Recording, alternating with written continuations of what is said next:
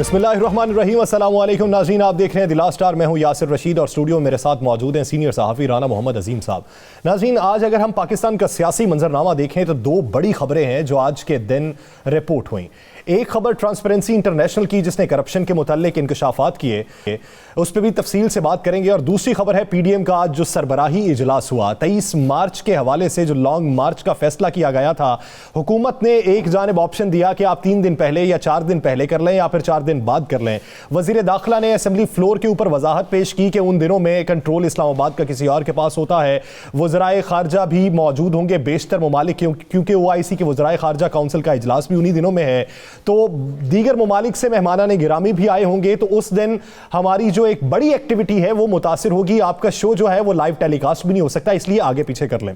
तो आज जब पीडीएम का सरबराही इजलास हुआ तो एक आधी जमात की जानिब से ये सिफारिश भी पेश की गई थी कि आप इसको आगे पीछे कर लें और इसको मुश्तरका तौर पर कर लें, जो पाकिस्तान पीपल्स पार्टी ने भी अपने लॉन्ग मार्च का ऐलान कर रखा है। लेकिन आज की जो सरबराही इजलास के बाद मौलाना फजलुर रहमान ने मीडिया टॉक की, उसके दौरान उन्होंने यही कहा कि हम आगे पीछे नहीं करेंगे बल्कि 23 मार्च को ही लॉन्ग मार्च का फैसला बरकरार रखा जाएगा। अब ये जिद है या फिर वो ये समझते हैं कि उसी दिन ही लॉन्ग मार्च को ज्यादा पजीराई मिलेगी। तो बात का आगाज यहीं से करते हैं, राना साहब की तरफ बढ़ते हैं। राना साहब, आज पीडीएम का इजलास हुआ, उसकी अंदरूनी कहानी है क्या? पाकिस्तान मुस्लिम लीग नून को अगर हम देखें तो पिछले दिनों उनकी जानिब से ये सिफारिश गई थी कि हम लॉन्ग मार्च को या तो 23 मार्च के बाद कर लें या फिर उससे पहले कर लें। तो फिर आज के दिन किसकी जिद काम कर गई है?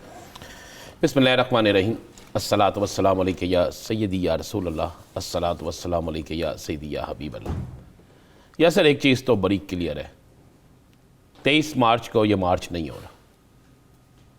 मैं आज की मौलाना फजलुर रहमान साहब की गुफ्तगू, उनकी टॉक, उनके बयान के बावजूद कह रहा हूँ कि मेरे पास इतला यह है कि 23 मार्च को मार्च नहीं हो रहा। आप क्या मौलाना का चेहरा पढ़ने के बाद कहते? नहीं, मैं आपको अंदर की बात बता देता हूँ ना। आज पीडीएम के इजलास में बड़ी बहस हुई। अच्छा, वहाँ पे ये भी बहस हुई कि क्या ये लॉन्ग मार्च और उसके बाद इस्लामाबाद में धरना, क्या ये मुस्तकिल रहेगा? सही। कितने दिन का रहेगा? अगर 1 दिन का, 2 दिन का या 3 दिन का धरना रहेगा तो फिर हम वहाँ करने क्या जा रहे हैं? हम किसकी यकीन दहानी पर धरना ख़त्म करेंगे? हम किन मुतालबात की रोशनी में या किन मुतालबात के मंजूर होने पे धरना ख़त्म करेंगे? उन्होंने वहाँ पे उन्होंने कहा जी हम तो हुकूमत का हाथमा चाहते हैं। उनका वो तो नहीं माना जाएगा, वो तो किसी धरने में नहीं माना जाएगा। उन्होंने ये, मैं आपको वो कह रहा जो अंदर की आपको मैं हरफ हरफ बता रहा हूँ। तो वहाँ पे कहा गया जनाब धरनों से हुकूमतें ख़त्म होगी तो वो हमारे खिलाफ धरना लेके आ जाएंगे, फिर क्या करेंगे? उन्होंने कहा जी महंगाई कंट्रोल। उन्होंने कहा महंगाई कंट्रोल हो गई तो ये तो हुकूमत को क्रेडिट जाएगा, हमें क्या गया? महंगाई अगर कंट्रोल हो जाती क्रेडिट तो हुकूमत को जाएगा ना। सही। उनका अपोजिशन को कभी क्रेडिट नहीं मिलता कि महंगाई कंट्रोल हो जाए, जिसकी हुकूमत हो उसको ही मिलता है। उनका तीसरी बात, आप कहते हैं जी कि अगर करप्शन के केसेस या फलां केसेस, उन्होंने कहा उसमें भी जो हो रहा है वही होता जाएगा। हम वो बताएं कि हमने वहाँ पे जाना क्यों है? पावर शो करना है तो फिर 3 दिन का क्यों करना है? 1 दिन या 2 दिन का करें, ख़त्म करें। और अगर 3 दिन बाद ख़त्म करना है तो उस ख़त्म करने का नतीजा क्या लेना है? फिर ये भी कहा गया कि जनाब पूरी दुनिया से यहाँ पे बड़े अहम तरीन वज़राए ख़ारजा भी आ रहे हैं और ये भी शुनीद है कि हो सकता है कोई वज़राए ख़ारजा के अलावा किसी मुमलकत सरबराह मुमलकत भी आए। तो ऐसी चीज़ें उनकी बड़ी सऊदी फरमान के भी आने की चांसेस हैं। क्या फिर इस वक्त में हम अपोजिशन वो जो इल्ज़ाम इमरान खान पे लगाते थे कि इसकी वजह से चाइना के सदर का दौरा मुलतवी हो गया, याद है ना आपको? जी जी जी। उनके ये सारी तो इल्ज़ाम हम पे लगेंगे, फिर हम किधर जाएंगे? मैं आपको ये बिल्कुल मुसद्दक़ा इतला दे रहा हूँ, जब सारी गुफ्तगू के बाद हुआ उन्होंने कहा जी चले मान लें, ये लफ्ज़ अदा किए गए, अल्फाज अदा किए गए कि चले मान लें हम 23 से आगे या पीछे चले जाते हैं तो हम इस हुकूमत के कहने पे तो नहीं जाएंगे। अब मैं आपको असल बात की तरफ आता हूँ ना। उन्होंने कहा हम इस हुकूमत के कहने पे तो नहीं जाएंगे, ये हुकूमत कौन होती है, हम इसकी बात क्यों माने? फिर हमें कोई और कहे तो फिर हम बात सुनेंगे, फिर हम उस पर गौर करेंगे। आप मेरा इशारा समझ गए ना? सही है, सही। उन्होंने कहा फिर हमें कोई और कहे, फिर हम उस बात को सुनेंगे, उस पर गौर करेंगे, फिर फैसला करेंगे। इस हुकूमत के कहने पे हमने फैसला नहीं करना। ये है अंदर की रुदार। फिर वहाँ पे बात हुई कि जनाब बल्दियाती इलेक्शन है, KPK में इलेक्शन है, पीपल्स पार्टी का मार्च है, हम इकट्ठे क्यों नहीं हो जाते जब हम सब का मिशन एक है? तो उस पर मौलाना साहब ने बड़ा सीधा सा जवाब दिया, पीपल्स पार्टी 23 मार्च के मार्च में आना चाहती तो आ जाए, अच्छा, हम उनके मार्च में नहीं जाएंगे। यानी वो डिले कर लें। वो बड़ा क्लियर और साफ उन्होंने कहा।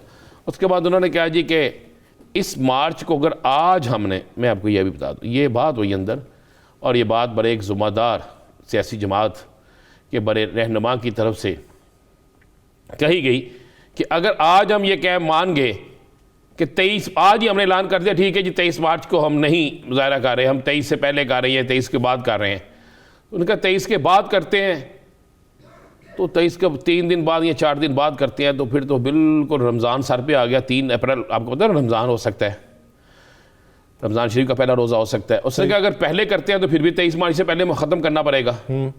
तो उन्होंने कहा फिर बात यह है कि अभी हम कोई किसी चीज़ का ऐलान नहीं, अभी हम यही कहेंगे कि हर सूरत में 23 मार्च को ये होगा। और उससे 2 चीज़ें फ़ायदे होंगे हमें। एक तो बल्दियाती इलेक्शन में प्रेशर रहेगा हमारा हुकूमत के ऊपर और अदारों के ऊपर, तो फिर हमें बहुत सी जगहों पे बहुत कुछ हमसे फिर वो लोग आकर तय करें कि जो कहते हैं कंट्रोल हमारे पास है, या जो कल को हमें फ़ायदा दे सकें, जिनसे हम कल इसके इवज़ कोई फ़ायदा ले सकें। ये लफ्ज़ अदा किया गया। राना साहब, मैं फिर आपको ये ज़ाहिर अब तक की आपकी गुफ्तगू सुने, अगर यही इजलास की अंदरूनी कहानी रही है तो फिर इसका मतलब ये कि आज कोई फैसला नहीं हुआ, आज फिर सियासी मिलन पार्टी हुई है। नहीं, मुझे बताएं आज से पहले जितने फैसले हुए हैं वो भी तो सियासी मिलन पार्टियां हुई हैं। वहाँ पे कौन सा हुआ है? वहाँ पे इस्तीफ़ों की बात हुई, इस्तीफ़े दिए? इस्तीफ़े दिए आज तक किसी ने? वहाँ पर इलेक्शन के बाइकाट की बात हुई, बाइकाट किया किसी ने? लेकिन स्टीयरिंग कमेटी का जो पिछला इजलास हुआ था उसमें तो तहरीक के हवाले से उन्होंने गुफ्तगू तो की ना, वो एक जायचा तो तख्लीक किया ना उन्होंने कि ये हमारी हिकमत अमली होगी। ये लेकिन आज जुलूसों का जितना ऐलान किया गया यासर, वो उसी तरह हुए हैं। उन जलसे जुलूसों में कोई ऐसी चीज़ नहीं है जो नहीं है। मैं आपको एक बात बड़ा क्लियर और साफ बता दूँ, आज अंदर ये भी बात हुई है, एक छोटी जमात थी मगर उसने बात की, उसने कहा ये तो मुझे बता दें कि मुस्लिम लीग नून किससे राब्ते कर रही है? अच्छा, किनसे राब्ते हो रहे हैं? कौन किनसे किस तरह मिल रहा है? किसके किससे क्या मामला तय होने की कोशिश हो रही है? जो मामला तय नहीं हो रहे उसकी वजह क्या है? इसका मतलब मामला की तरफ जा रहे हैं ना, तय करने की तरफ, तो क्यों ऐसा हो रहा है? पीडीएम को इससे लाइलम क्यों रखा गया? उसमें हमारी वजाहतें देंगे ऐसा कोई? उन्होंने कहा कुछ है। उसने बल्कि एक शख्स ने, उस छोटी जमात के रहनुमा ने कहा हंडिया से आवाज़ वैसे नहीं आती, कुछ हो तो आती है आवाज़, तो ये आवाज़ आई है तो इसका मतलब है कुछ है, हमें भी पता है। बड़ी गर्मा गर्म बहस भी। फिर मौलाना साहब ने कहा कि बाहर आके सर मैं ही टॉक करूँगा, आज और कोई टॉक नहीं होगी, सर मैं ही बात करूँगा, और आज ज़्यादा बात आपको पता है मौलाना साहब की तरफ से हुई है ना सारी। तो मौलाना साहब ने कहा जी अब बस 23 मार्च हमारा एजेंडा है, 23 मार्च में ज़ोर लगाएंगे, 23 मार्च को हम हर सूरत में जाएंगे। हाँ अगर, ये लफ्ज़ मैं आपको बताऊँ, हाँ अगर कोई ज़िम्मेदार हुकूमत के अलावा कोई ज़िम्मेदार हमसे रब्ता करता है तो मुल्की वक़ार के लिए हम उनसे बात कर सकते हैं। अच्छा राना साहब, इस पे मजीद बात करते हैं। आप क्या समझते हैं, जब वो बात की गई है कि हंडिया अगर है तो उसमें कुछ होगा तो वो आवाज़ आएगी ना, क्या समझते हैं हंडिया में वाकई कुछ पकड़ा है या फिर पानी और पत्थर ही है? मैंने कल आपको एक मिसाल दे दी थी, वो टैक्सी वाली वही है सारा कुछ। चलिए मुझे एक बात बताएं, पीपल्स पार्टी किस चीज़ के लिए एहतजाज कर रही है? हुकूमत ख़त्म हो जाए बकौल उनके। मौलाना साहब की अगर आप तकरीर सुने, ये पूरी अगर उनकी प्रेस कॉन्फ्रेंस सुने, उस पर वो कह रहे हैं कि मुआशी हालात इस कदर ख़राब हो गए हैं, जो इंतहाई उस नहज पे पहुंच चुके हैं कि बहुत अरसा लगेगा इसको ठीक करने के लिए, आप बड़ा टाइम लगेगा। अब मुझे बताएं, ना नून लीग हुकूमत लेने के लिए तैयार है, ना पीपल्स पार्टी तैयार है, ना मौलाना साहब तैयार है, मौलाना साहब को देने के लिए तैयार कोई नहीं है। 2 बड़ी जमातें लेने के लिए तैयार नहीं है, जो लेने के लिए तैयार है उसे देने के लिए तैयार कोई नहीं है। तो फिर क्या होगा? ये इसी तरह चलेगा या सर, एक और बात मैं बड़ी बता दूं आपको। हाँ। एक बात बड़ी हुई वहां पे, ये मैं आपको बड़ी खबर दे देता हूं। फिर अंदर बात हुई कि इस हुकूमत के खिलाफ अगर अदम एतमाद लानी है तो अदम एतमाद उस सूरत में लाएं कि हुकूमत भी तहरीक इंसाफ के लिए हमारे गले में फंदा ना पड़े और गंदे भी ये हों, और -1 का फार्मूला लेकर आए। आप जिससे भी मुज़ाकरात करें, जो भी हमें मिलने आए सुन लें। बड़ी खबर यह है कि अंदर ये फैसला हो चुका है और इस फैसले को अभी ये बाहर आज तरीके से निकलेगा या क्या होगा। उन्होंने कहा जी अगर हमसे कोई मुज़ाकरात करता है किसी और सतह पे, आप समझ गए ना इशारतन, किसी और सतह पे, हुकूमत पे नहीं, किसी और सतह पे, या हुकूमत के अंदर से भी कोई ग्रुप हमारे साथ मुज़ाकरत करने आता है तो हम उसे ऑफर दें -1 की, कि जनाब तहरीक इंसाफ की हुकूमत 5 साल पूरे करे लेकिन -1 फार्मूले पे आ जाए। उन्होंने कहा -1 फार्मूले पे बस काम करें, और जब -1 फार्मूले पे काम करेंगे तो बाकी सारी चीज़ें हमारे कंट्रोल में हो जाएंगी। अब पीडीएम के अंदर -1 फार्मूले पे भी काम शुरू हो गया। अच्छा, मुतफिक है वहाँ पे दोनों तीनों बड़ी सियासी जमातें, लेकिन मैं आपको मज़े वाली बात बताऊँ, जिसको -1 फार्मूले पे लेके जाना चाह रहे हैं ना, वो मुमकिन ही नहीं है। तहरीक इंसाफ नाम है इमरान खान का, और इमरान खान के बगैर तहरीक इंसाफ है ही नहीं। लेकिन खान साहब तो ये कहते हैं कि ये कोई जद्दी पुच्छी सियासत तो है नहीं, मैंने वो पार्टी इंट्रोड्यूस करवाई है कि जिसमें ख़ानदानी सियासत नहीं है, मेरे बाहर भी पार्टी चलती रहेगी। तो फिर उसके लिए जहन में रखिएगा, एक इलेक्शन जीतना ज़रूरी नहीं होता। अगर खान साहब अगला इलेक्शन जीत जाते हैं तो फिर ये पार्टी रहेगी। अगर खान साहब की पार्टी अगला इलेक्शन नहीं जीतती तो आप फिर रिजल्ट देख लीजिएगा। देखिए, हमें उन हक़ाइक़ पे जाना चाहिए। क्या मुस्लिम लीग नून आज तक मियाँ नवाज शरीफ ख़ानदान से बाहर निकली है? नहीं। क्या मुस्लिम लीग काफ चौधरी बरादरान से बाहर है? नहीं। क्या पाकिस्तान पीपल्स पार्टी बेनज़ीर ख़ानदान से बाहर निकली है? आसिफ अली जरदारी ज़रूर है, लेकिन बेनज़ीर आज भी डिस्कस होती है। बिलावल भुट्टो भट्टू खानदान से हमारी तो मजहबी जमातें नहीं बाहर निकलती इससे, तो दूसरी सिर्फ एक जमात है, जमात इस्लामी। जी बिल्कुल, जमात इस्लामी है, इसमें कोई शक नहीं कि जिसमें ये बिल्कुल तफरीक नहीं है, वो जिसमें मेरिट पे फैसले हो जाते हैं उस बात के अंदर बाकायदा। लेकिन अफसोस की बात यह है कि जो जमहूरी पार्टी है वो कभी बरसर इक़्तिदार नहीं है। इस मुल्क में यही होता है जी, ये होता है और ये होता रहेगा। इसलिए हमें हक़ाइक़ को मानना चाहिए। अगर कोई शख्स ये कहे कि इमरान खान को माइनस करके वो तहरीक इंसाफ की हुकूमत ले आएंगे तो ये सबसे बड़ी गलत फहमी होगी। इमरान खान माइनस नहीं होता। आज फैसला ये हुआ है, उन पे 2 चीज़ों पे उन्होंने फैसला किया। एक 23 मार्च के लिए कोई ज़िम्मेदार उनसे मिल के आके कहेगा डेट आगे पीछे कर लें तो वो कर लेंगे। दूसरा, जिससे भी मुज़ाकरात होंगे, चाहे वो डेट आगे पीछे करने की बात हो या कुछ और हो, और साथ में ये भी कहा गया, सुन लें, ये भी कहा गया जनाब कि पीटीआई के अंदर राब्ते करें, चाहे नूर आलम खान हो, चाहे परवेज़ खटक हो, चाहे कोई और हो, अंदर राब्ते करें और लोगों को लालच दें कि आप वज़ीर आज़म आ सकते हैं, बड़ा ग्रुप लेकर आए, हम -1 पे जाते हैं। अब -1 का फार्मूला जो है उस पर ये अमल दरामद कराने की कोशिश करेंगे जो कामयाब नहीं हो। ये ठीक, ये आज के इजलास की कहानी हो गई। अब आज के इजलास के बाद जो प्रेस ब्रीफिंग थी मौलाना की, जिस तरफ इशारे दिए गए या जो फैसले किए गए, आपको क्या लगता है कि पाकिस्तान पीपल्स पार्टी इसको देखते हुए आइंदा की हिकमत अमली क्या तरतीब देगी? रुजू करेगी पीडीएम की तरफ या फिर इनफरादी तौर पर ही उनकी तहरीक चलेगी? पीपल्स पार्टी किसी सूरत में भी पीडीएम से रुजू नहीं करेगी।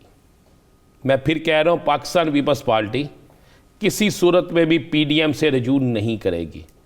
आसिफ अली जरदारी साहब ने एक फार्मूला दिया था, मौलाना साहब की आज की प्रेस कॉन्फ्रेंस में वो फार्मूला रिजेक्ट हो गया, सुन ली ना आपने? जी जी। तो अब तो बड़ी क्लियर सी है, अब तो अपोजिशन वर्सेस अपोजिशन मार्च का मुकाबला है।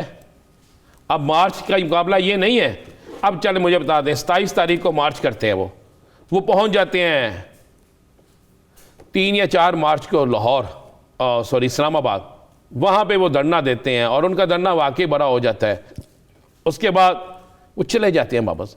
तो उसके अगले धरने की कितनी अहमियत होगी? चले, जब पहला ही पिट गया तो फिर दूसरे शो का क्या फायदा? सर ना भी पिटे, मैं कह रहा हूं बड़ा धरना हो गया, उसके बाद क्या होगा?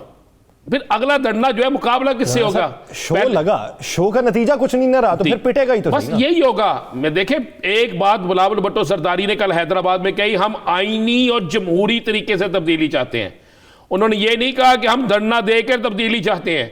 उन्होंने 3 दफा अपनी तकरीर में कहा हैदराबाद में आईनी और जमहूरी तरीके से चाहते हैं। चले बिलावल साहब की इसी गुफ्तगू पे ले लेते हैं। क्या आसिफ अली जरदारी साहब के आजकल जो राबते जारी हैं वो आईनी और जमहूरी तरीके पे अमल दरामद करते हुए?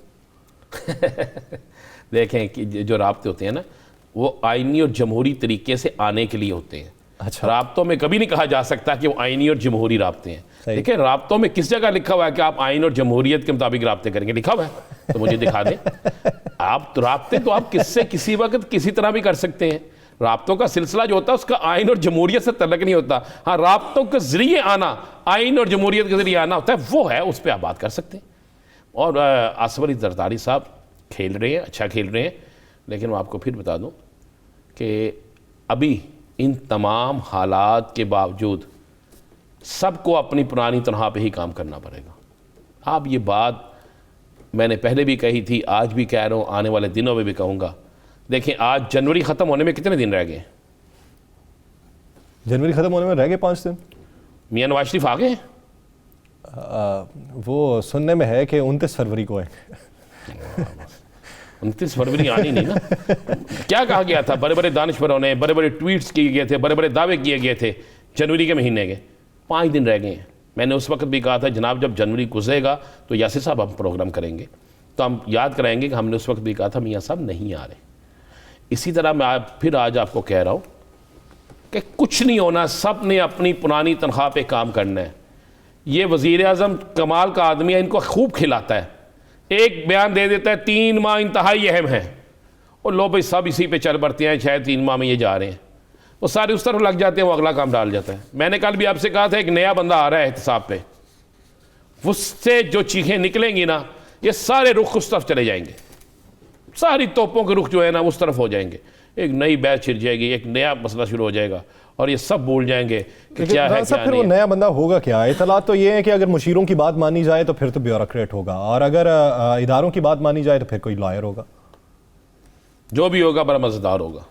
अच्छा, नाम मौजूद है, सारा कुछ मौजूद है। मैंने कल भी कहा था, आपने कल भी कोशिश की थी, कुछ रहने दें, कुछ ऐसी चीज़ रहने दें जो सरप्राइज़ हो, और सरप्राइज़ जो है ना वो अच्छा सरप्राइज़ होगा, इस मुल्क के लिए भी होगा। चलो राना साहब, जाते जाते एक आखिरी सवाल, इससे मुतालिक एक आखिरी सवाल। जब आप ये समझ रहे हैं कि अपोजिशन को अच्छे तरीके से वज़ीर आज़म खिला रहे हैं, तो फिर पाकिस्तान मुस्लिम लीग काफ, अहम इत्तेहादी जमात, वो ये कहते हैं कि रविश पैदा करनी होगी हर कोई इकदाम उठाने से पहले इत्तेहादी जमातों को लूप में लेने की। इसका मतलब ये कि बेशतर मौक़ों पे लूप में नहीं लिया जाता। देखिए ये ठीक है बिल्कुल, कि अगर इन्होंने पंजाब में कामयाब होना है तो इनको चौधरी परवेज़ लाई की माननी पड़ेगी। मैंने याद है मैंने इस प्रोग्राम में कहा था कि चौधरी परवेज़ लाई के मशवरों से इन्होंने जब चलना है, और आपको पता आज 1122 किसका प्रोग्राम था? ये चौधरी परवेज़ लाई का। आज 1122 की गाड़ी की चाबियां दी गई, लेकिन राना साहब सिर्फ किया गया एक प्रोजेक्ट के ऊपर। आप मैं आपको सिर्फ आगे भी यही होगा। अच्छा, आगे भी यही होगा। ये जो आपका बल्दियाती इदारों का बिल पास होने लगा है ना मुश्तरका तौर पर, इस पर भी सारे चौधरी परवेज़ लाई का क्रेडिट है, मुकम्मल क्रेडिट चौधरी परवेज़ लाई का है।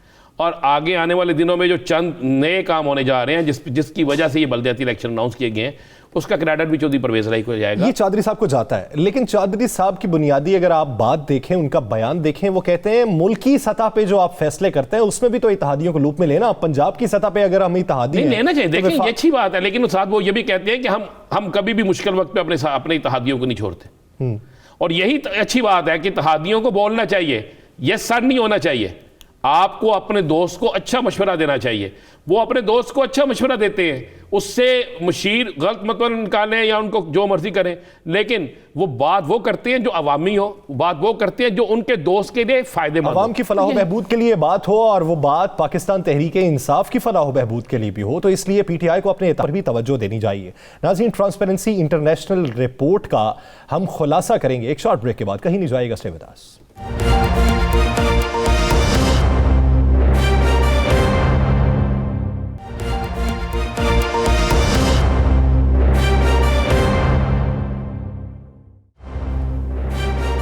Welcome back.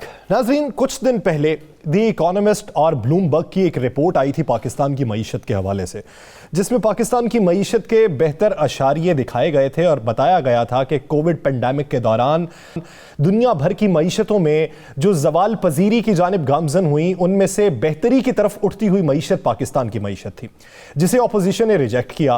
पाकिस्तान के बेशतर मईशत दानों ने उस पर अपनी राय ये रखी कि ये ज़मीनी हकाइक से मुख्तलिफ है, लेकिन हमारे वज़रा ने वो बढ़ चढ़ के बयान किया उसको, और वज़ीर आज़म इमरान खान भी बेशतर मौक़ों पे अब उसका हवाला देते हैं।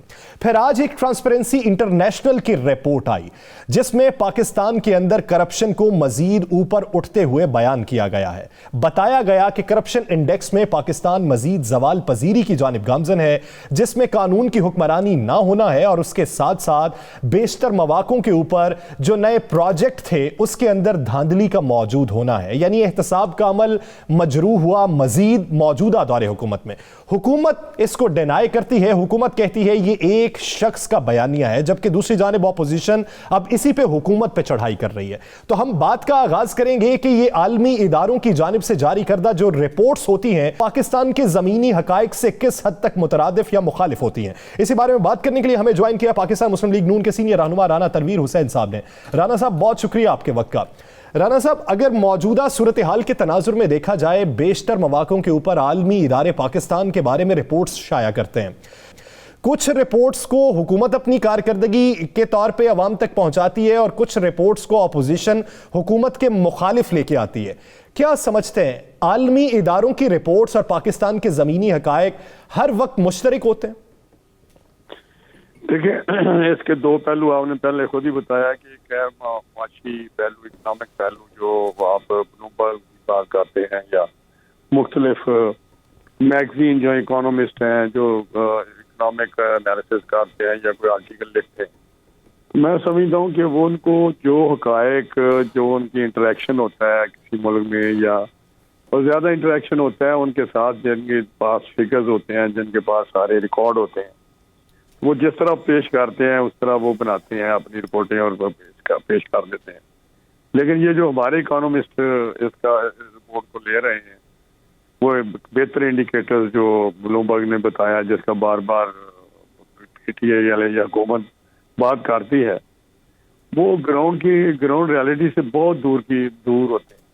क्योंकि जो असल देखें, अगर कहीं प्रोग्रेस हो रही है, कहीं तरक्की हो रही है, कहीं प्रोडक्शन ज़्यादा हो रही है, कहीं प्राइसेस का वीट ज़्यादा हो रही है, कोई चीनी ज़्यादा हो रही है, तो आपको नज़र आना चाहिए कि हम चीनी इंपोर्ट कर रहे हैं, गंदम इंपोर्ट कर रहे हैं, जो कि हमारी बुनियादी एक सेक्टर है एग्रीकल्चर का। और ग्राउंड में ये है कि हर एक आम आदमी जो है वो पिसा हुआ है महंगाई में और 2 वक्त की रोटी उसको नहीं मिल रही। मैं समझता हूँ ये बिल्कुल टोटली डिफरेंट बात करते हैं, जिसका हकीकत से कोई ताल्लुक नहीं होता, जिसको हम हाईलाइट करते हैं कि इस तरह की रिपोर्टें आना तो और उनको आगे पेश करना हुकूमत के लिए बहुत ही, मैं समझता हूँ एक उनको चाहिए कि एक बेहिस्सी वाली बात है। बेस लोग नहीं होते कि उसको भी कहना बजाय इसके कि जो हकायक है उन पर काम किया जाए। जहाँ इंटरनेशनल ट्रांसपेरेंसी की आज की रिपोर्ट है, मैं समझता हूँ अभी भी जो उन्होंने कहा है, उन्होंने 2-4 चीज़ें जो आपने पॉइंट आउट की हैं, जो प्रोजेक्ट्स हैं उनमें जिस तरह करप्शन हो रही है हर एक, लेकिन वो उन्होंने दूसरी तरफ नहीं चीज़ें देखी।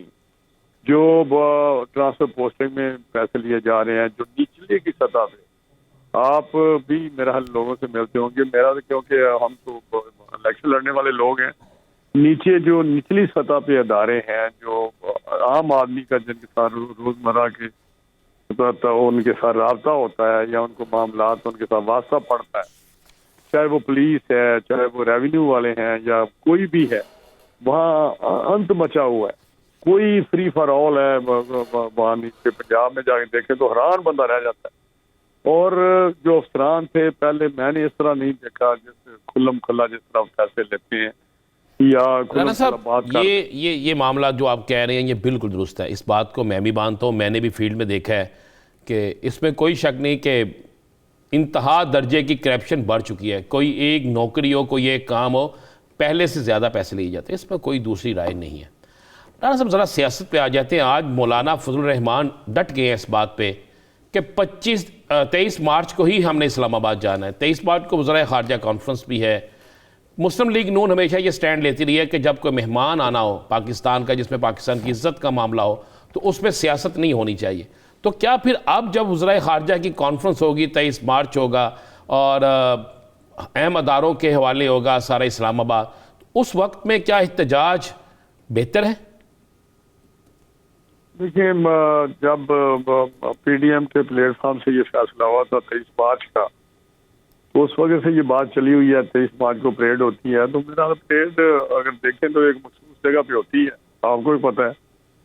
वज़ीर ख़ारजा का जो अजलास है उसके मुझे टाइम नहीं पता, लेकिन आज मैंने मौलाना साहब की बात TV पे सुनी है। उन्होंने कहा कि जी हमने तो पहुंचना है शाम के टाइम पे, तो ये सारी चीज़ें ख़त्म हो चुकी होंगी, चाहे परेड हो। परेड भी पता है आपको कितने 2-3 घंटे होती है, आपने भी देखी है, हमने भी वहाँ पे जाते रहे हैं बचपन में मान के। तो वो चीज़ें मेरा ख्याल है ऐसी हैं जिसको एडजस्ट किया जा सकता है। और फिर एहतजाज इस्लामाबाद एक खास जगह पे नहीं, पाकिस्तान सारे में एहतजाज होने, ये तो परेड तो नहीं राना साहब, क्या एहतजाज की तारीख एक दिन आगे या एक दिन पीछे करने से कोई मसला हो जाना था? ये देखिए, मेरा जो मीटिंग हुई है, जो वहाँ पे लोग बैठते हैं हमारी तरफ से भी, उन्होंने डिस्कस यकीनी तौर पे ये जो फैक्टर है जो 23 मार्च चला है डिस्कस किया होगा। और यकीनी तौर पे जो ये लोग हैं उनकी ये तो नहीं कहा जा सकता कि उन्होंने कोई खुदा खास ऐसी बात हो जिससे मुल्क को कोई थोड़ा सी एम्बेरसमेंट हो। तो मेरा ख्याल है उन्होंने ज़रूर इसका कोई प्रोग्राम, उसकी तफसील मिल जाएगी, लेकिन यकीनी तौर पे उन्होंने कोई इस पे कुछ गौर खोज करके फिर ये मामला किया होगा आज की मीटिंग में, जो मैंने सुना। क्योंकि मैं तो उसमें नहीं होता, हमारे जो होते हैं लोग, बल्कि आज तो सरबराही मीटिंग थी जिसमें शहबाज साहब भी थे और मियां नवाज शरीफ साहब भी थे, मरियम बीबी भी थी और शायद सरकार साहब वगैरह थे। मैं समझता हूँ कि ज़रूर जहाँ इतनी पॉलिटिकल शख्सियत सारी इकट्ठी हुई हो, इतनी बड़ी बड़ी पार्टियों के सरबराह हों, वो आपको पता ही है सारे, दोनों यकीनी तौर पे ये चीज़ डिस्कस। फिर राणा साहब सवाल ये बनता है कि अगर अब तक का यही फैसला है कि 23 मार्च को लॉन्ग मार्च होगा, अगर आज से 10 दिन बाद, 15 दिन बाद या 1 महीने बाद तारीख तब्दील कर दी जाती है, तो फिर ये पूछना बनता है कि ये किसके कहने पे तब्दील की गई? नहीं, यकीनी तौर पे देखें, पूछना तो हर वक्त ही बनता है। अगर कोई चीज़ भी किसी के जहन में आती है तो मेरा हाल है ये तो अब जमहूरियत के अलावा अब मेरा हाल मीडिया इतना उसका प्रोएक्टिव किस्म का किरदार अदा कर रहे हैं। वो तो हर चीज़ पूछते हैं और हर चीज़ पे उनकी नज़र होती है और बड़ी अच्छी बात है, इससे इस्लाह की भी गुंजाइश होती है। लेकिन पूछना उस वक्त भी बनेगा जिस तरह आज पूछ रहे हैं। लेकिन अगर कोई चीज़ें मज़ीद सामने आती हैं, ऐसी चीज़ें जो पेश की जाती हैं, तो उस पर मेरा ख्याल है कोई दोबारा गौर करना, कोई ऐसी चीज़ नहीं बंद, कोई खुदा न खास्ता जो पॉलिटिकल पार्टीज होती हैं जो जमहूरी एक सिस्टम में काम कर रही होती हैं, उनमें कोई रिजिडिटी नहीं होती कि कोई एक चीज़ हो गया तो खुदा न खास्ता वो कोई सहीफा हो गया है। वो तो सोच, जब भी कोई नई डेवलपमेंट सामने आएगी तो यकीनी तौर पे आप सवाल करेंगे तो उसका पता चल जाएगा आपको। अगर कोई ऐसी सिचुएशन। राणा साहब, आप सबसे बड़ी सियासी जमात पीडीएम में सबसे बड़ी सियासी जमात से आपका ताल्लुक है, कौमी असम्बली के अंदर आप अहम तरीन, आपके पास पोजीशन है, पार्टी में आपकी राय की बड़ी अहमियत दी जाती है। ये जो मार्च हो रहा है, लाजमी बात है इसकी तैयारी मुस्लिम लीग नून कर रही है। एक तो ये बता दें, क्या मेज़बान इस्लामाबाद में मुस्लिम लीग नून होगी, और दूसरा क्या ये मार्च जो है 23 मार्च को वहाँ पहुँच के 26 मार्च 27 मार्च को ख़त्म हो जाएगा या हुकूमत के खात्मे तक वहीं पे रहेंगे? राय क्या है? राय, मैं नहीं फैसला नहीं पूछ रहा, राय क्या है? देखिए, मेरा अपना को ख्याल है कि ये एक जो भी आइन और कानून के दायरे में रह के इस हुकूमत के खिलाफ हो सकता है हमें वो काम करना चाहिए। और ये लॉन्ग मार्च, वो हम कहते हैं ये पुरअमन होगा, हम कानून को हाथ में नहीं लेंगे और इधर जब आएंगे तो उस वक्त जो पुराना हमारे जो फैसला था तो यही था, जब यहाँ पहुंचेंगे इस्लामाबाद तो उस वक्त फैसला किया जाएगा कि धरना 1 दिन का होना है, 2 दिन का होना है, 4 दिन का होना है, 10 दिन का होना है, या खात्मे गवर्नमेंट के खात्मे तक होना है। तो ये चीज़ें आज कहना मेरा बड़ा मुश्किल है। लेकिन मेरा अब तक की फिर गुफ्तगू बता दें कि अब तक की राय क्या पाई गई तहरीक अदम एतमाद के हवाले से? पिछले दिनों तो स्टेयरिंग कमेटी ने तहरीक के हवाले से बात की थी, स्पीकर असम्बली के खिलाफ आएगी, चेयरमैन सेनेट के खिलाफ आएगी, फिर वजीर आजम के खिलाफ आएगी, तो उस पर अभी तक गौर खोज क्या हुआ?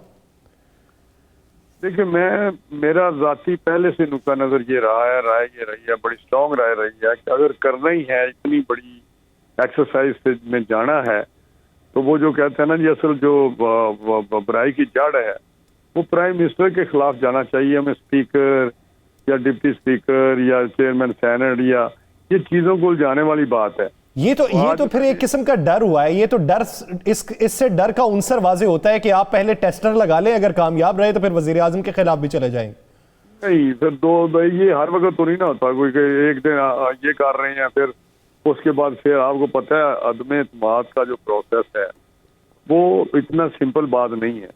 तो मैं समझता हूँ जाना है तो फिर प्राइम मिनिस्टर के जाना है, और यही होगा। मैं आपको बताऊं, अदम एतमाद में जाएंगे तो प्राइम मिनिस्टर के खिलाफ जाएंगे। ये नीचे इधर उधर की जो बातें हैं ये ऐसी डिस्कस हुई होंगी, लेकिन फैसला अगर होना है तो मेरा अपना ख्याल है कि यही होगा कि प्राइम मिनिस्टर के खिलाफ अदम एतमाद में जाए। राना साहब, इस पे कितनी सच्चाई है कि कुछ ये भी राब्ते हो रही है और कुछ ये भी कोशिश हो रही है कि अगर अदम एतमाद पे भी जाए तो -1 के फार्मूले पे अमल करें और हुकूमत PTI के पास ही रहने दें? देखिए, जो हमारी सोच है वो सोच नहीं हमारा, बल्कि ये एक फैसला हमारा, जो एक प्रोग्राम है वो तो ये है कि एक हम साफ शफाफ इलेक्शन के लिए कोशिश कर रहे हैं, जदोजहद कर रहे हैं, जिसको हम कहते हैं जी वोट को इज्जत दो या सिविलियन सुप्रीमेसी की बात करते हैं। तो उसमें कानून और आइन की पासदारी और साफ शफाफ इलेक्शन एक होने चाहिए, और यही पाकिस्तान के मसाइल का हल है। जो इस वक्त बुरान है या चैलेंजेस है, वो इसी रास्ते से ही उनका हल निकल सकता है। राना साहब, आखिरी जवाब, एक सवाल छोटा सा, जदोजहद कर रहे हैं। आपकी क्या राय है कि कितने दिन का धरना होना चाहिए? देखिए, मेरा अपना ख्याल है कि अगर धरने की नौबत आनी है तो फिर धरना होना चाहिए, फिर उस वक्त तक होना चाहिए जब तक मामलात उस नतीजे तक नहीं पहुंच जाते जिसके लिए हम ये सारी जदोजहद कर रहे हैं कि हुकूमत का खात्मा। तो हुकूमत के खात्मे तक रहना चाहिए। फिर यानी आपकी जाती राय ये है कि अगर धरना हो तो फिर उस वक्त तक हो जब तक हुकूमत का खात्मा नहीं फिर हो ये जाता। नहीं, फिर ऐसे तो नहीं है ना जी, इतना हम आए भी और फिर चले जाएंगे जी, आए बैठे चले जाए, फिर उस कुलिये पे अमल नहीं करना चाहिए। अगर बैठे हैं तो फिर बैठे रहना चाहिए जब तक फिर बैठे रहना चाहिए। सही, बहुत शुक्रिया राना तनवीर हुसैन साहब, इसे अपना वक्त देने के लिए। नाजरीन, दीगर सियासी मंजरनामे पे बात करेंगे एक शॉर्ट ब्रेक के बाद, कहीं नहीं जाएगा। Stay with us.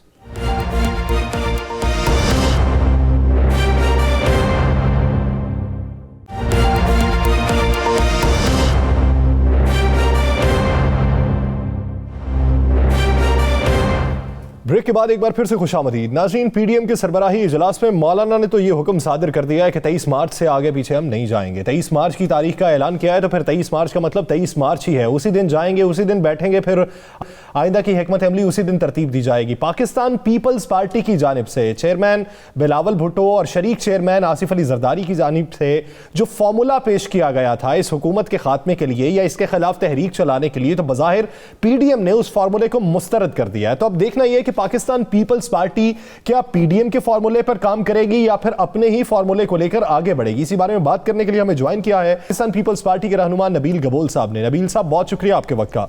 नबील साहब, PDM के आज के सरबराही इजलास के फैसले को देखते हुए ये तो वाज़ेह हो चुका कि PDM जो है वो आपकी तारीख पे धरना देने को या मार्च करने को तैयार नहीं है, तो क्या फिर पाकिस्तान पीपल्स पार्टी PDM के साथ मिलने को तैयार? नहीं जी, हमने जब PDM को छोड़ा था तो इन्हीं बातों की वजह से छोड़ा था कि PDM वाले बात को समझते नहीं है, समझ नहीं रहे अभी भी। और हमने उस वक्त जो फॉर्मूला पेश किया था उस वक्त भी उन्होंने उस पर अग्री नहीं किया था हमारे साथ। पिछले दिनों मौलाना फजल रहमान साहब की जरदारी साहब से फोन पे बातचीत भी हुई है और हम अभी भी उनको समझाने की कोशिश कर रहे हैं कि देखिए ये राइट टाइम है। जिस तरह इमरान खान ने खुद कहा है कि 3 महीने बड़े क्रूशल हैं, तो ये 2 महीने तो गुजर गए, ये राइट टाइम है। क्योंकि मेरी नजर में 23 मार्च आएगा नहीं, मतलब 23 मार्च में कोई रैली नहीं होगा, जो भी होगा उससे पहले होगा। तो ये जो हमने डेट 27 फरवरी का ऐलान किया है, हम समझते हैं कि ये बिल्कुल एक सही टाइमिंग है हमारी।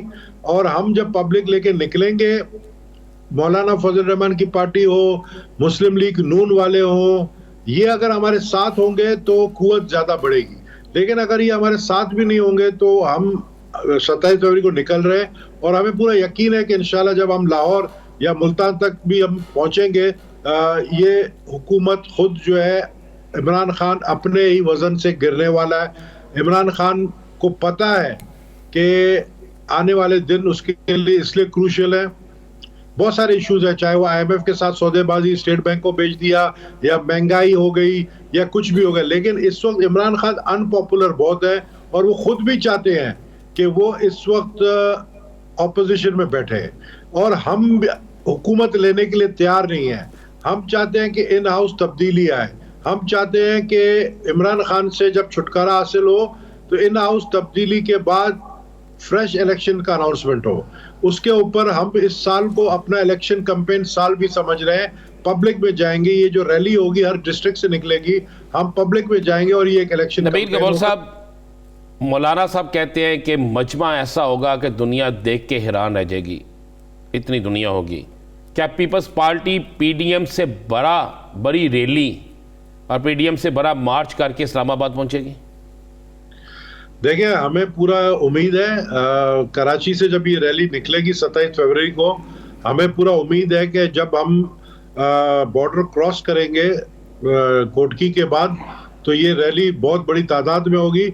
और मेरी छठी हिस्स ये कह रही है, मैं ये नहीं कह रहा हूं कि मुझे कोई खबर है, लेकिन मेरी छठी हिस्स कह रही है कि जब तक मौलाना फजल रहमान हमारी रैली को देखकर वो मान जाएंगे और फिर मुस्लिम लीग नून के जो रैली है वो हमारे साथ मिल जाएगी। ये मेरी छठी। आप आनन फानन ऐसी तैयारी कैसे देख रहे हैं? इसके लिए तो नबील कबूल साहब आप लोगों ने भी 1.5 महीने का टाइम दे दिया। अब आप ये समझते हैं कि जब घर से निकलेंगे तो हमें देखते हुए वो भी आन मिलेंगे, तो उसके लिए तो तैयारी होती है ना सर। देखिए, तैयारी तो उनकी है, उन्होंने अपने मैं मुस्लिम लीग नून की बात कर रहा हूँ, मैं मौलाना फजल रहमान की बात नहीं कर रहा हूँ। मुस्लिम लीग नून की तो तैयारी है, जहां तक हमें इंफॉर्मेशन है कि वो देखिए 27 फरवरी में भी अभी तकरीबन जो है एक महीना पड़ा हुआ है, 1 महीना है, तो 1 महीना बहुत बड़ा टाइम होता है। मुझे तो, मैंने आपको कहा ना, मेरी छठी हिस्स कह रही है कि ये हम मुल्तान तक भी नहीं पहुंचेंगे। तो आपको याद होगा जब चौधरी जो चीफ जस्टिस साहब थे इफ्तिखार, वो भी बीच रास्ते में जो है बहाल हुए थे। तो ये जो जितने ये इमरान खान वाला धरना नहीं होगा, ये मैं समझता हूँ कि इसके रिजल्ट जो है ये रास्ते में ही निकल जाएंगे, क्योंकि आवाम बड़ी तंग है, पब्लिक तंग है। अगर हम नहीं जाएंगे, हम धरने के लिए नहीं निकलेंगे, हम रैली नहीं निकालेंगे। कबूल साहब, ये बात बता दें, आपके छठी हंस कह रही है या आपके बैकडोर राब्ते कह रहे हैं कि मुस्लिम लीग नून आपकी रैली में शामिल हो जाएगी? मैं कोई ऐसी बात नहीं करूंगा जिससे हमारे दरमियान जो है कुछ ऐसे दोस्त हैं बीच में जो समझते हैं कि मुस्लिम लीग नून जो है वो भी तैयार है, लेकिन मौलाना फजल रहमान ने मुस्लिम लीग नून को रोका। जो मुझे इन्फॉर्मेशन है कि मुस्लिम लीग नून भी चाह रही है कि जब हमारी रैली लाहौर पंजाब पहुंचे तो जब तक ये तैयारी करेंगे और जब तक ये हमारे साथ मिलेंगे। यानी हम ये समझें कि पीपी और पीएमएलएन के दरमियान जेयूआई फेक कबाब में हड्डी है? मैं ऐसा कुछ नहीं कह रहा हूं, मौलाना फजल रहमान की अपनी सोच है। मौलाना फजल रहमान ने जो धरना आज से 1.5-2 साल पहले दिया था, उसका जो एक मकसद था, वो मकसद उनको हासिल हुआ। और मौलाना फजल रहमान क्या था, क्या मकसद था उस वक्त? उनका हमें नहीं ना पता, आज तक नहीं पता चल सका। नबील कबूल साहब ढूंढ के मर गए हैं। मकसद क्या था ये बता दें। उनका मकसद सिर्फ ये था, उन्होंने दोस्ती निभाई मियां नवाज शरीफ साहब से। अच्छा। और उनका मकसद ये था कि इमरान खान खुद नवाज शरीफ साहब को जाने दें। इमरान खान साहब जो है, उन्होंने उस धरने के बदले में ये डील किया और फिर नवाज शरीफ साहब को बाहर जाने में उन्होंने रजामंदी दिखाई। और फिर सारा बात जो है उन्होंने शीर मजारी के आंखों के आंसू पे डाल दिया कि उनके आंसू देखकर मुझे रहम आ गया और मैंने नवाज शरीफ को जाने दिया। नबील कबूल साहब, बिल फर्ज ये महीना मार्च का हो और वजीर आजम के मुताबिक मार्च के बाद के 3 महीने क्रूशल हो, आप ये समझ लें कि ये मार्च के दिन चल रहे हैं, और क्या इन दिनों में पाकिस्तान पीपल्स पार्टी अगर फैसला करती लॉन्ग मार्च का तो वो 23 मार्च का इंतखाब करती? देखिए, 23 मार्च का ऐलान जब इन्होंने किया पीडीएम वालों ने, तो हमने 27 फरवरी का ऐलान किया, तो हमने कुछ सोच समझ के किया ना, वरना हम भी कहते कि जी ठीक है, उन्होंने 23 मार्च का ऐलान किया, हम 20 मार्च कह देते, 23 मार्च को हम इकट्ठे हो जाते। अब 27 फरवरी और 23 मार्च में काफी दिनों का फर्क है, और रैली जो है वो 3-4 दिन में पहुंच जाती है। तो अब किसी ना किसी एक को तो आगे पीछे होना पड़ेगा, डेट्स को आगे पीछे करना पड़ेगा किसी ना किसी को। अब आप तैयार है? किसी ना किसी को अगर आगे पीछे करना पड़ेगा तो क्या पीपल्स पार्टी तैयार है? नहीं, लेकिन हम कहते हैं कि मौलाना फजल रहमान अगर ये जिद पकड़ के बैठे हैं 23 मार्च वाली, तो वो हमें एतमाद में लें कि आखिर इतना डिले क्यों कर रहे हैं। हम समझते 23 मार्च से पहले ही इनका तख्ता उलट जाएगा। चले आप एक सवाल है नबील कबूल साहब, अली जैदी और MKM ने ऐलान किया है कि वो भी 27 तारीख को कराची से गोटकी तक जाएंगे। इधर से शाह महमूद कुरैशी कहते हैं कि आप पंजाब आए, हम पंजाब से सिंध की तरफ जाएंगे, तो ये आपस में टकराव नहीं हो जाएगा? कराची से भी 2 रैलियां। ये टकराव का नुकसान किसको होगा? जब टकराव की फिजा पैदा होती है तो आपको 1977 नहीं भूलना चाहिए। जब टकराव की फिजा पैदा होती है तो आपको PNA की मूवमेंट नहीं भूलना चाहिए। ये जमहूरियत को नुकसान होगा ना? इसका नुकसान जमहूरियत को होगा। इसका नुकसान, इसका फायदा उन लोगों को होगा जो प्रेसिडेंशियल रूल लगाना चाह रहे हैं, जो इस मुल्क में नबील साहब, ये लगाना कौन चाह रहे हैं? पाकिस्तान की सियासत में बाज़गश्त तो बहुत जगहों पे है, ये कौन लगाना चाह रहा है आपकी नजर में? ये किसने हवा उड़ाया? ये जी डिफरेंट सर्कल्स हैं। वो लोग हैं जो अनइलेक्टेड हैं, वो लोग हैं जिनको पता है वो इलेक्शन जीत के नहीं आ सकते हैं। ये वो लोग हैं जो कुछ टाइम डिले करना चाहते हैं इलेक्शन को, क्योंकि हम समझते हैं 2022 इलेक्शन का साल है। ये वो लोग हैं जो 5 साल तक नहीं चाहते कि इलेक्शन हो मुल्क में। इसमें ब्यूरोक्रेसी भी शामिल है, इसमें और भी लोग शामिल हैं, इसमें इंटरनेशनली कुव्वतें भी शामिल हैं। चलें ये बता दें, जो इसमें आ जाते हैं नबील कबूल साहब, आपने अभी कहा कि कुछ दरमियान में दोस्त हैं, हम नहीं चाहते कि ऐसी बात करें कि वो नाराज़ हो जाएं। जो दरमियान में दोस्त हैं आपके मुस्लिम लीग नून के साथ, क्या वही दरमियान में दोस्त किसी और के साथ भी हैं आपके राब्तों में? नहीं, देखें, हमारे किसी के साथ जाती इख्तिलाफात तो है नहीं। मुस्लिम लीग नून हो चाहे मौलाना फजल रहमान हो, जाहिर है हम बातचीत भी करते हैं, हम मिलते भी हैं। दरमियानी गैर सियासी दोस्त भी हैं हमारे, तो मुलाकातें होती रहती हैं, डिनर्स होते रहते हैं। और पिछले दिनों एक अच्छी जगह पर इस्लामाबाद में साथ बैठ के खाना खाया। नहीं, मुस्लिम लीग नून के अहम रहनुमाओं के साथ बैठ के खाना खाया? मुस्लिम लीग नून के जो MNAs हैं, देखिए MNAs के साथ तो आप बैठते हैं ना, फैसला MNAs तो बेचारा करते ही नहीं, आपको भी पता है फैसले कहाँ से होते हैं। जिनके साथ फैसले होने हैं नून लीग के, उनके साथ आपकी बैठक हुई? देखिए, शहबाज शरीफ साहब की, जरदारी साहब की और चेयरमैन बिलावल साहब की तो पार्लियामेंट में रोज मुलाकातें होती है आपस में। लीडरशिप कौन है? यही 3 लीडरशिप है। तो यही लीडरशिप क्या बाहर इस्लामाबाद में मिले, किसी और जगह भी खाने पे? क्या ये वहाँ पार्लियामेंट में अगर बैठ सकते हैं तो साथ खाना नहीं खा सकते? हमारी कोई जाती दुश्मनी तो नहीं है। नबील साहब, ये जो आपके करीबी दोस्त हैं जो पाकिस्तान मुस्लिम लीग नून से आपको मिलवाते हैं, उन्होंने कभी पाकिस्तान तहरीक इंसाफ के रहनुमाओं से नहीं मिलवाया? नहीं, पाकिस्तान तहरीक इंसाफ के लोगों से मैं समझता हूं कि अब उनका टाइम गुजर गया है। इमरान खान को एक मौका मिला, इमरान खान ने इमेच्योर डिसीजंस लेकर बगैर मशवरे से जो है जिस तरीके से हुकूमत चलाने की कोशिश की, वो आज उनके गले में आग पड़ी है। तो मैं नहीं समझता हूं कि वो जो हमारे दोस्त है, और इसको गलत अंदाज में नहीं लिया जाए कि जब मैं दोस्त कहता हूं तो ये कोई स्टैब्लिशमेंट की मैं बात कर रहा हूं। दोस्त हमारे वो भी हैं जो इस मुल्क के लिए बेहतरी चाहते हैं। तो वो जाहिर है, अब मुझे पता है इमरान खान को एक मौका मिला, 3.5 साल में मुल्क का क्या हालत उन्होंने किया है। या यहाँ पर जो झूठ बोल के कहते हैं कि GDP जो है वो 5.7 तक पहुंच गया, जो कि सरासर झूठ है। ये झूठ कहते हैं कि 600 अरब रुपए जो है वो नैब ने बरामद की, ये सरासर झूठ है। ये जो मुल्क की माशी हालात है सबके नजर में है। तो जो मुल्क के मफाद में लोग हैं, जो मुल्क के मफाद में दोस्त हैं हमारे, वो समझते हैं कि इमरान खान की बस की बात नहीं है। अच्छा नबील कबूल साहब, हम ज़रा करते हैं मौलाना फजल रहमान साहब, आप क्या समझते हैं कि मुस्लिम लीग नून को मौलाना फजल रहमान ने हाईजैक किया हुआ है? मुस्लिम लीग नून मजबूर है कि मौलाना के बगैर नहीं चलती, या मौलाना को एंड टाइम पे उन्होंने छोड़ के आपके साथ आ जाना है?